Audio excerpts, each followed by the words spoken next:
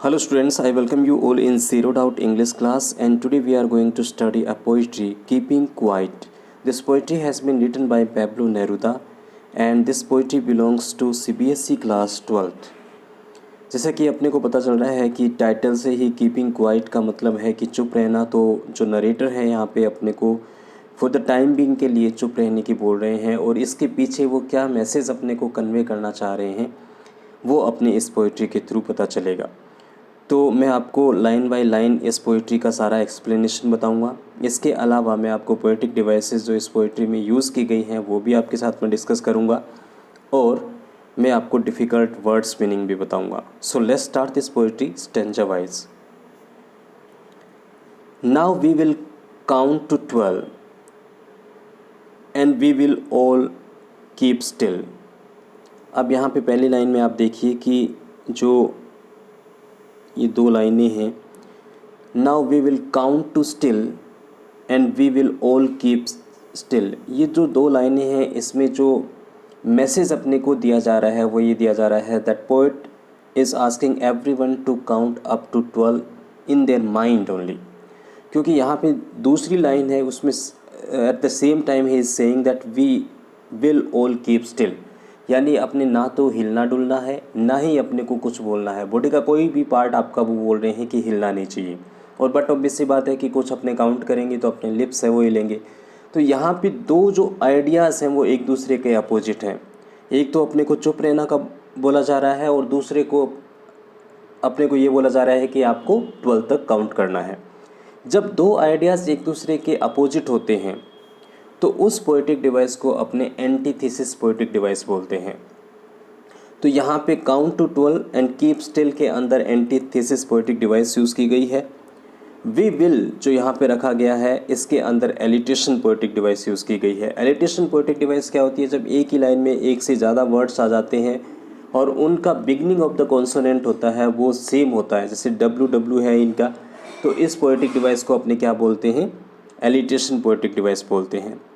Now we will count to 12 and we will all keep still, यानी narrator क्या है कि वो बोल रहे हैं कि हर किसी को 12 तक काउंट करना है, और फॉर द टाइम बीइंग के लिए ये जो काउंटिंग है वो अपने माइंड के अंदर ही करना है। We do not how to speak and we do not how to move anything. तो यहाँ पे स्टिल रहना है बिल्कुल, ये मैसेज वो इन दो लाइन्स के अंदर दे रहे हैं। For once on the face of the earth, एक बार ये धरती पे अपने को करना ही करना है। Let's not speak in any language. अब यहाँ पे क्या है कि जो ये मैसेज देना चाह रहे हैं, ये देना चाह रहे हैं कि बहुत जो कंट्रीज़ हैं उनके बीच में फ़ाइट हो रही है, बहुत लोगों के बीच में फ़ाइट हो रही है। अगर अपने इस फाइट और इन कॉन्फ्लिक्ट्स को रोकना चाह रहे हैं तो this is the only way to stop fighting and stop these arguments. तो इसलिए वो बोल रहे हैं। और यहाँ पे जो 12 उन्होंने नंबर लिया है वो रिप्रेजेंट कर रहा है day of hours of a day, और हो सकता है कि मंथ्स ऑफ अ ईयर, ये भी हो सकता है। तो इन्होंने पर्टिकुलर इसलिए 12 नंबर को सिंगल आउट किया है। Let's not speak in any language, यहाँ पे जो बोल रहे हैं वो ये बोल रहे हैं कि we do not have to speak our own language. हर कंट्री की, हर पर्सन की अपनी ओपिनियन होती है, वो ओपिनियन एक दूसरे के ऊपर अपने को इम्पोज नहीं करनी है, अपने को स्टिल रहना है, अपने को काम रहना है। और अगर अपने खुद की लैंग्वेज बोलने लग गए तो अगेन क्या है कि अपने बीच में जो कॉन्फ्लिक्ट होंगे, इसलिए वो अपने को बोल रहे हैं कि we do not how to speak any language, अपने को बिल्कुल चुप रहना है। Let's stop for 1 second. अब यहाँ पे देखिए, यहाँ पे भी स्टॉप फॉर 1 सेकेंड, इसके अंदर भी क्या यूज़ की गई है? इसके अंदर भी एलिटेशन पोएटिक यूज़ की गई है। And not move our arms so much. अब यहाँ पे जो लास्ट लाइन है, अब देखिए क्या है, that let's stop for 1 second, यानी 1 सेकेंड के लिए अपने को ऐसा करना है इस धरती पे जब तक है। और इसके पीछे जो ऑब्जेक्टिव है वो ये है कि अगर अपने ऐसा करेंगे then we will get united and we will not get into fight with each other. तो ये जो मैसेज है वो पेब्लो नेरुदा इसके थ्रू देना चाह रहे हैं। And we have to speak only one language and that is the language of silence. We do not have to speak our own language. वो यहाँ पे बोलने की खुद की लैंग्वेज, खुद की ओपिनियन दूसरे पे इम्पोज नहीं करनी है, आपको एक ही लैंग्वेज बोलनी है, that is the language of silence. Not move are arms so much, आपको अपनी बॉडी की आर्म्स भी मूव नहीं करनी है। इसके पीछे रीज़न क्या है? इसके पीछे रीज़न ये है कि अगर आप मूव्स अपने करते हो, अपनी आर्म्स को मूव करते हो, तो आपकी आर्म्स है वो किसी को टच होगी, again you will get into the fight with someone. तो अपने को बॉडी है वो बिल्कुल स्टिल रखनी है, अपने को कुछ भी ऐसा नहीं करना। और यहाँ पे दूसरा जो आर्म्स वर्ड है वो क्या यूज़ कर रहा है, वो ये दूसरा कि किसी भी कंट्री को वेपन्स है वो दूसरे के अगेंस्ट में यूज़ नहीं करने। एक तो आर्म्स का मतलब वेपन होता है और एक अपनी बॉडी की आर्म्स होती है। तो आर्म्स वर्ड से दो जो मीनिंग्स है वो बताए जा रहे हैं। जब एक ही वर्ड दो से ज़्यादा मीनिंग बताता है या दो मीनिंग बताता है एक साथ में, तो उस पोएटिक डिवाइस को अपने क्या बोलते हैं, उस पोएटिक डिवाइस को पन पोएटिक डिवाइस बोला जाता है, PUN, पन पोएटिक डिवाइस। तो आई होप कि ये जो पहला स्टेंजा है ये आपके समझ में आ गया होगा। और इसमें मैंने आपको बता दिया है कि पैब्लो नेरूदा है वो एक्चुअल में क्या मैसेज अपने को सेंड आउट करना चाह रहे हैं, और वो मैसेज अपने समझ चुके हैं यहाँ पे। तो अपने को क्या है कि we have to stay united and we do not have to speak any language so that we can do not get into fight. तो this is the only way to bring the unity among all the human beings on the face of the earth. तो पहला stanza अपना हो गया है। Second stanza, it would be an exotic moment. Exotic होता है वो बहुत ही रेयर, निराला होता है। बोलते हैं कि यही जो फर्स्ट स्टेंजा है उसका एक्सटेंशन है, when everything will come to stand still, यानी सब कुछ एकदम शांत हो जाएगा तो क्या होगा, it will be a rare situation, ये बहुत ही रेयर सिचुएशन होगी। यानी एक एक्सोटिक मोमेंट होगा, बिल्कुल निराला, जब कोई भी काम नहीं करेगा, विदाउट रश, कोई भी इधर उधर नहीं भाग रहा होगा, गाड़ियाँ बंद हो जाएंगी, विदाउट इंजन्स, फैक्ट्रीज बंद हो जाएंगी, कुछ भी नहीं होगा कहीं पे, सब अपनी जगह पे रुक जाएंगे। We would all be together in a sudden strangeness. अब यहाँ पे जो ये वर्ड यूज़ किए गए हैं सडन स्ट्रेंजनेस, इसमें एलिटेशन पोएटिक डिवाइस यूज़ की गई है और बोल रहे हैं कि ये जब हर कोई काम हो जाएगा, हर कोई क्वाइट हो जाएगा, हर कोई यूनाइटेड हो जाएगा एक दूसरे के साथ में, तो ये एक स्ट्रेंज एटमॉस्फेयर बन जाएगा, एक ऐसा एटमॉस्फेयर जो कभी किसी ने नहीं देखा, इसलिए ये स्ट्रेंज बोला जा रहा है यहाँ पे। It will be strange because it has never happened earlier, इसलिए वो बोल रहे हैं कि ये जो एनवायरनमेंट होगा वो स्ट्रेंज होगा और दुनिया में देखने लायक होगा। Fisherman in the cold sea, cold sea यहाँ पे सिम्बलाइज कर रहा है पोलर एरिया को, वुड नॉट हार्म वेल्स। अब यहाँ पे देखिए को फिशरमैन है वो, बट ऑब्वियस ही बात है कि उसकी जो लाइवलीहुड है वो वेल्स को मारने से या उनको पकड़ के लाने से चलती है। तो फिशरमैन है वो भी क्या है, वो वेल्स को नहीं मारेंगे। इसका मतलब यहाँ पे फिशरमैन से पूरा ह्यूमन काइंड को रिप्रेजेंट किया जा रहा है, अकेले फिशरमैन की बात नहीं है। इसका मतलब ये है कि no person would be harming any other living beings इधर फॉर फूड और टू अर्न हिज लाइवलीहुड, ऐसा कुछ भी नहीं होगा। फॉर द टाइम बिंग के लिए सारी चीज़ें बंद हो जाएंगी। And the man gathering salt, salt यहाँ पे लाइवलीहुड यानी अपनी अर्निंग्स के लिए बोला जा रहा है।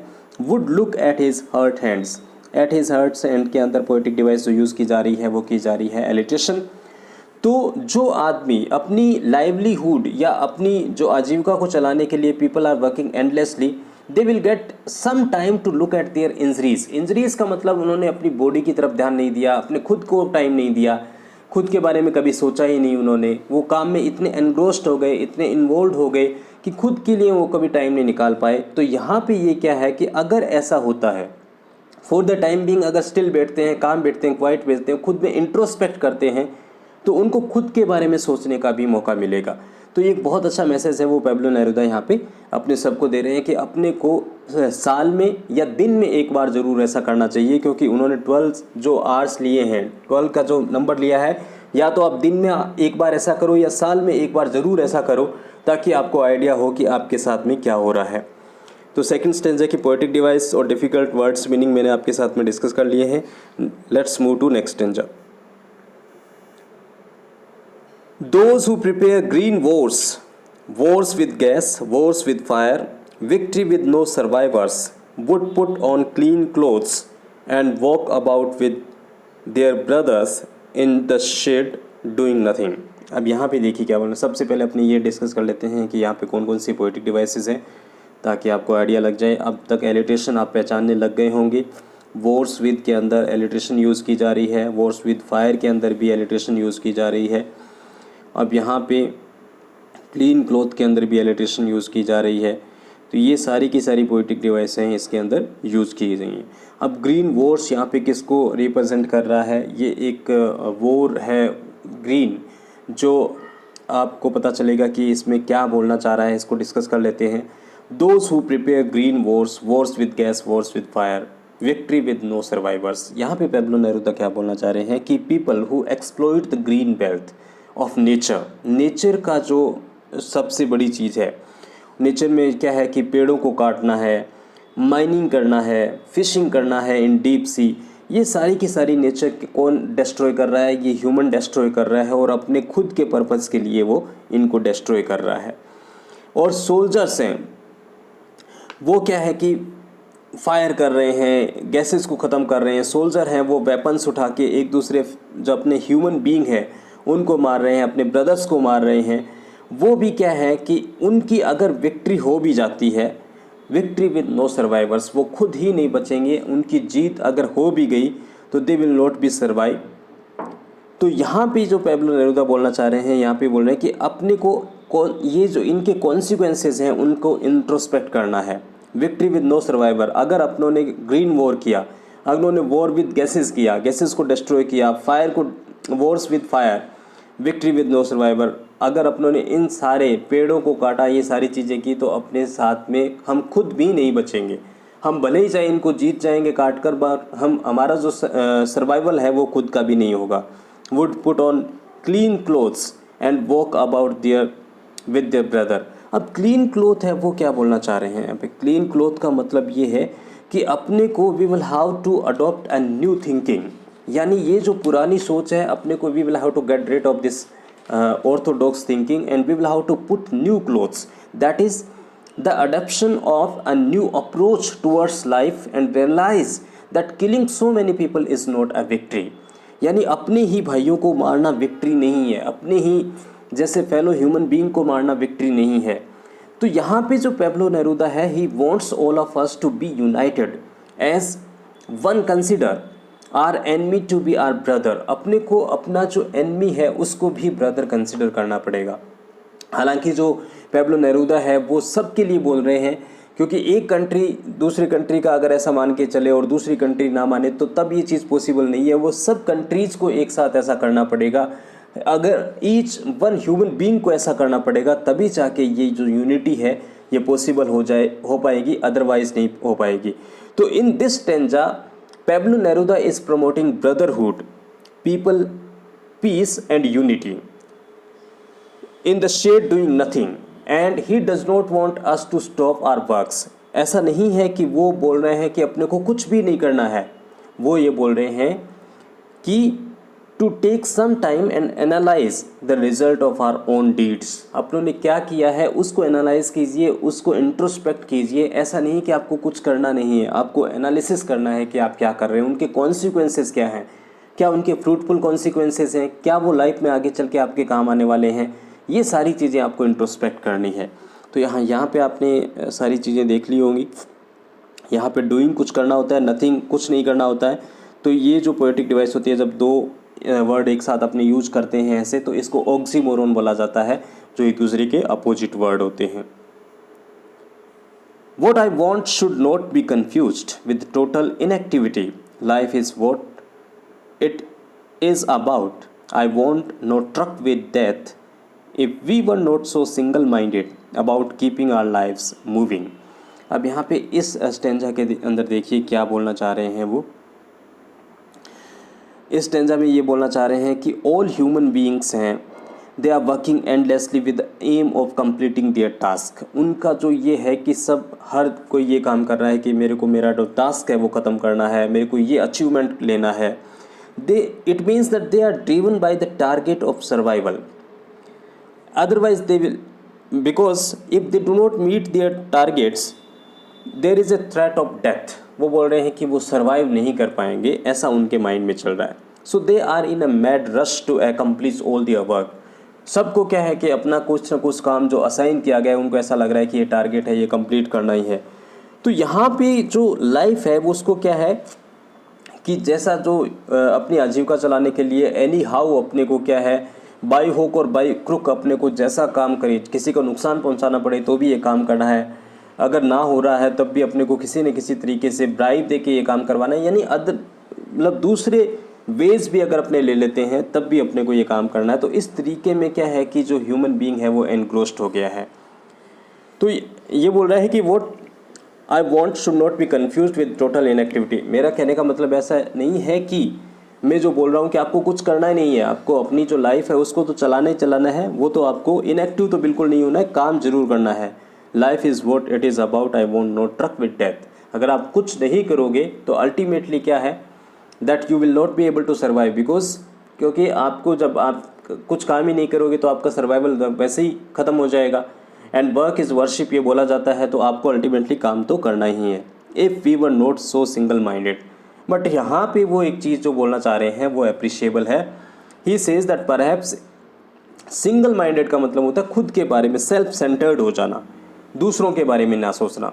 ये चीज़ अपने को नहीं करनी है। About keeping our lifes moving, अपनी जीवन को चलाने के लिए अपने को सिंगल माइंडेड नहीं होना है।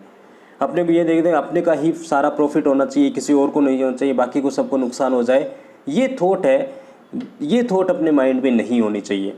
He says that perhaps if they pause for a while, if people pause for a while they can appreciate their achievement and their life would become happier. वो क्या है कि अपनी जितना भी उन्होंने अचीव किया है उसको क्या है कि अप्रिशिएट कर सकते हैं। तो अपने को क्या करें, we will be able to understand the purpose of our life, that we have do not how to be single minded, we have to think about others as well. Last stanza है, and for once could do nothing perhaps a huge silence might interrupt their sadness, this sadness of never understanding ourselves and of threatening ourselves with death. Perhaps the earth can teach us, as when everything seems dead and later proves to be alive. Now I will count up to 12 and you keep quiet and I'll go. यहाँ पे last stanza देखिए कितना अच्छा उन्होंने लिखा है और क्या बोलना चाह रहे हैं। Poet suggest that we have to take teaching from nature. अपने को किससे टीचिंग लेनी चाहिए, अपने को नेचर से टीचिंग लेनी चाहिए। और नेचर अपने को कैसे सिखाएगी, and for once could do nothing perhaps a huge silence my interrupt this sadness of never understanding ourselves of the threatening ourselves with death. ये सारी चीज़ें क्या है कि अपनों ने ऑलरेडी पिछले में डिस्कस कर चुके हैं, कि मैं आपको बता चुका हूँ कि अगर आप कुछ नहीं करोगे तो क्या है कि सारी चीज़ें आपको ऐसा लगेगा कि अगर आप लाइफ के साथ अगर आप कुछ भी अपनी लाइफ में नहीं कर सकते हो तो ultimately will how to meet with the death. Perhaps the earth can teach us as when everything seems dead. Earth से आप बहुत सीख सकते हो, नेचर से आप बहुत सीख सकते हो। अर्थ से कैसे सीख सकते हो आप, as the earth undergoes changes in winter everything freezes. जब विंटर होता है तो ऐसा लगता है सब कुछ जैसे फ्रीज हो गया हो, रुक गया हो। लाइफ बिकम्स लाइफलेस, जो लाइफ होती है वो बिल्कुल लाइफलेस हो जाती है। But after some time the season changes, कुछ टाइम के बाद में सीजन है वो चेंज होगा, again everything comes to back to life. और ऐसा ही ह्यूमन बीइंग है, अगर वो इंट्रोस्पेक्ट करने के लिए कुछ टाइम निकाल लेगा तो चीज़ें वापस से चेंज होगी और वापस से वो क्या है कि अपनी नॉर्मल लाइफ जी पाएगा। Similarly taking a pause and introspecting into our life will give a new meaning to us. कहने का मतलब उनका ये है, a letter proves to be alive now. अब यहाँ पे क्या बोल रहे हैं वो, we will be able to understand the purpose of life if we do this, if we stop for a second and if we introspect ourselves, then we will come to know that what is the purpose of life and we will be able to understand this. It will be the birth of our soul. ये अपनी soul का एक birth होगा। अब यहाँ पे देखिए, now I will count up to 12। Again बोल रहा है कि मैं वापस से अब उस चीज़ को रिपीट किया जा रहा है कि मैं 12 तक गिनूँगा एंड यू कीप क्वाइट, तुम यहीं पे रहोगे, एंड आई विल गो, और मैं चला जाऊँगा। तो यहाँ पे लास्ट में क्या है कि जो पोइट है वो चला जाता है ऑडियंस को छोड़कर और बोल रहे हैं कि आपको ऐसे ही रहना है। अगर आप ब्रदरहुड को प्रमोट करना चाहते हो, अगर आप पीस को प्रमोट करना चाहते हो, that then there is only way, that is the way of keeping quiet, and we have to keep quiet. We do not have to speak our own language, we do not have to impose our ideas on other people or our opinion. We have to speak only one language and that is the language of silence. तो मैंने सारी की सारी चीज़ें हैं वो आपके साथ में डिस्कस कर ली हैं। मैंने पोएटिक डिवाइस भी डिस्कस की, मैंने आपके साथ में क्या यूज़ किया, इसके डिफ़िकल्ट वर्ड्स मीनिंग में मैंने आपके साथ में डिस्कस कर लिए। आई होप कि ये पोइट्री आपको समझ में आ गई होगी। इस वीडियो को लाइक करें, शेयर करें और इस चैनल को सब्सक्राइब करें।